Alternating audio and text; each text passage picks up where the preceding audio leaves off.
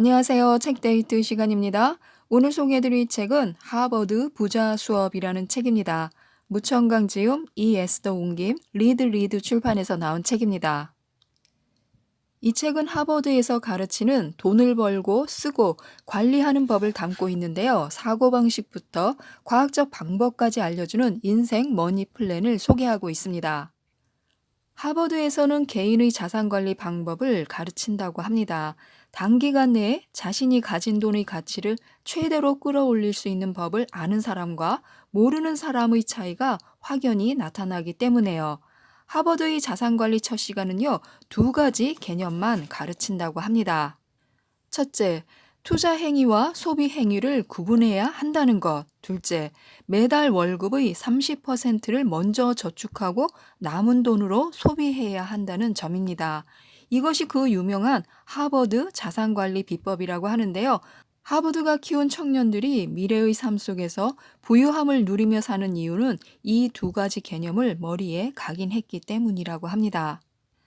많은 사람들에게 도움을 주고자 이 책은요, 하버드 명사들이 강의한 자산관리 지식을 종합했습니다. 거기에다가 현재의 금융 상황에 대한 분석을 더해서 부를 축적하는 방식을 소개하고 있습니다. 하버드의 지혜로 돈을 벌고 돈으로 돈을 낳게 하라. 80가지 과학적인 돈 관리법으로 부의문을 열어라 라고 말하고 있는데요. 총 11파트로 구성되어 있는 내용 중에서 우선 첫 번째 파트부터 살펴보도록 하겠습니다. 파트 1. 자산관리는 필수다. 돈을 알아야 돈을 지킬 수 있다. 자산관리나 투자는 돈 있는 사람들만의 특권이 아닙니다. 소소히 돈 있는 사람과 중산층, 중하층을 막론하고 일반적인 우리 삶과 밀접한 관련이 있습니다. 가난한 사람이든 고정 재산이 없는 사회 초년생이든 회피해서는 안 됩니다. 보잘것없는 재산도 티끌 모아 태산이 될 수 있습니다. 자산에 대한 정보와 기회를 잘 활용하기만 한다면요, 가난에서 탈출할 수 있습니다. 따라서 정확한 자산관리 개념을 배워야 합니다. 하버드 자산관리 전문가는요, 인생의 단계마다 그에 맞는 자산관리 방식이 있다고 합니다. 그 방식에 맞춰 미리미리 계획을 세우고 진행해야 합니다. 생활의 필수적인 자산관리에 대한 정확한 의식이 필요하고요. 우선 학창 시절에는요, 부모로부터 용돈을 받아 사용하는 시기입니다. 공부를 하고 학업을 마무리 짓는 것이 목표이지만요, 이 시기에 투자나 자산 관리의 지식도 쌓아야 합니다. 예를 들어서 용돈이라는 수입이 있다면요, 이를 타당하게 활용하고 정확한 소비 개념을 세우는 것입니다. 또 사회 청년기에는 직업을 갖게 되는 단계인데요. 사회 초입에 받은 월급은 경제적인 독립의 기초가 됩니다. 이때부터 실질적인 자산 관리를 시작해 투자 자본을 저축해야 합니다. 재원을 늘리고 절약하여 자금을 효과적으로 운용할 수 있어야 합니다. 다음은 가정을 이루고 재산을 모으는 시기인데요. 결혼 후 10년은 인생의 변화에 순응하는 시기입니다. 개인의 조건이나 필요에 따라 자산 관리도 달라지고요. 아이가 없고 맞벌이인 신혼은요, 비교적 투자 능력이 있기 때문에 리스크가 적고 수익이 높은 상품에 투자해야 합니다.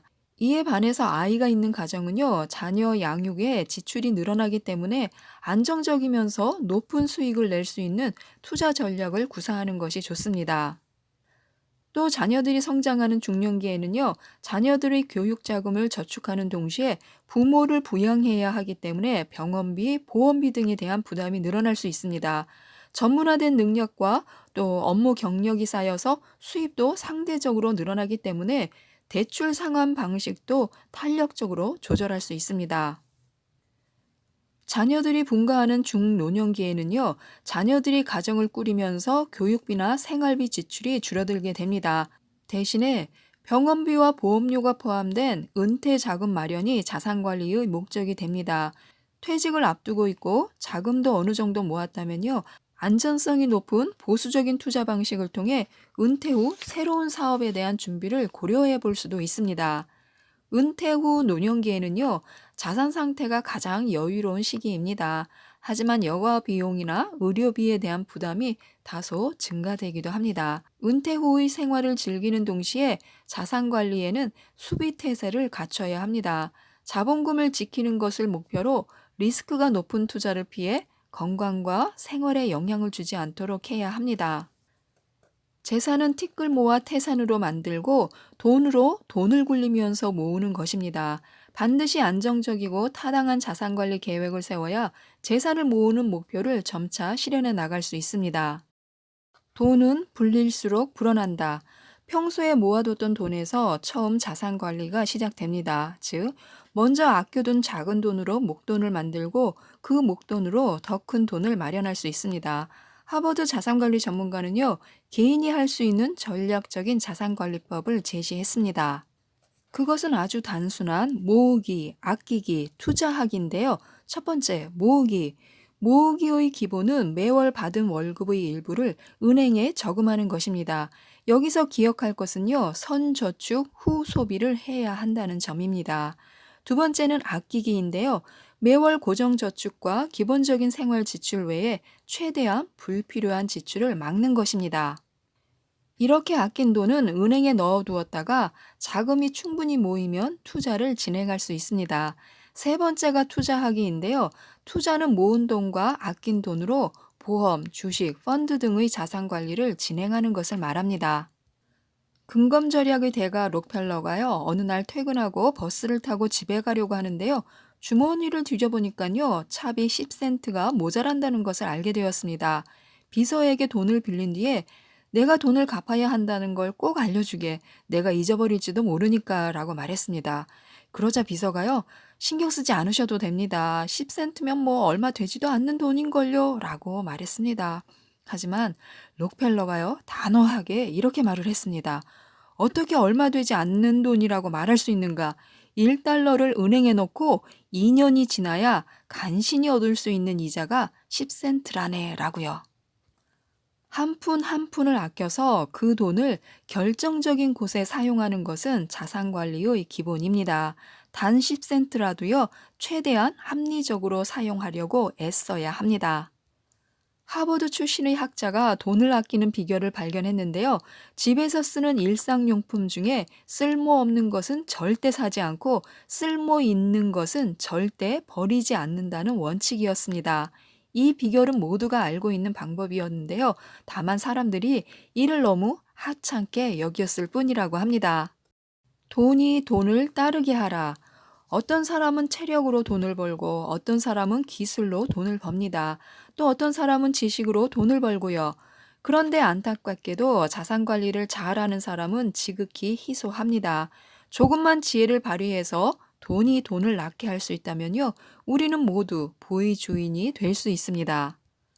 하버드 자산관리 전문가들은요, 투자의 세 가지 기본 원칙을 제시하고 있습니다. 첫 번째는 자본 원칙인데요. 얼마만큼이 자본을 모을 수 있느냐 하는 것은요, 얼마를 버느냐가 아닌 얼마를 쓰느냐에 따라서 대부분 결정됩니다. 두 번째는 복리 원칙인데요. 복리의 위력은 대단합니다. 매해 번 돈을 다시 재투자한다면요, 돈이 돈을 낳는 결과를 얻을 수 있습니다. 세 번째가 시간 원칙인데요. 시간이 길어지면 그 차이는 실로 엄청납니다. 돈을 관리하고 이익을 즐겨라. 하버드 자산관리 전문가들은요, 취직을 하면 우선 돈을 모으는 것부터 시작해야 한다고 말합니다. 수입은 강물, 재산은 저수지, 지출은 흘려보내는 물과 같이 하면 된다고 하는데요. 흘려보내고 남아있는 것만이 우리의 재산이 됩니다. 자산 관리에서 중요하게 생각해야 하는 것은요, 마음의 평화와 또 가늘지만 긴 흐름입니다. 자신의 자산 상황이 남보다 못하다고 생각하고 늘 커 보이는 남의 떡만 바라봐서는 안 됩니다. 일확천금을 기대하는 것도 자산 관리에 대한 잘못된 인식이고요. 자산 관리를 시작할 때는 먼저 위험률을 생각해야 합니다. 위험을 피해가야만 수익을 얻을 수 있기 때문인데요. 또한 합리적인 기대를 가져야 합니다. 자산 관리는 절대 충동적으로 해서는 안 되고요. 자신의 기분을 극복하고 정서를 잘 관리해야 합니다. 투자의 과정도 사실은 정서 관리의 과정입니다. 그렇기 때문에 투자나 자산 관리는요, 비상식적일 만큼 진지해야 합니다. 자산 관리의 사다리, 망치, 벽돌을 이용하라. 1. 사다리형 자산 관리. 자산 관리 방법의 조합이 마치 사다리 모양을 닮아 있습니다. 사다리는 하나의 규칙적인 등변 사다리꼴 모양으로 차근차근 착실하게 돈을 버는 방식입니다. 보험 10%, 은행 자산관리 상품 20%, 국채 30%, 저축 40%, 이렇게 구성된 종합투자는요, 사다리 모양을 하고 있습니다. 2. 망치형 자산관리. 투자조합에서 저축이 비교적 큰 비율을 차지하고요. 다른 투자 방식의 비율은 동일하게 설정하여 구조 형상이 마치 망치 모양을 띠는 것을 말합니다. 저축 40%, 채권 20%, 화폐 상품 20%, 또 펀드와 주식 20%로 투자 상품을 조합했습니다. 3.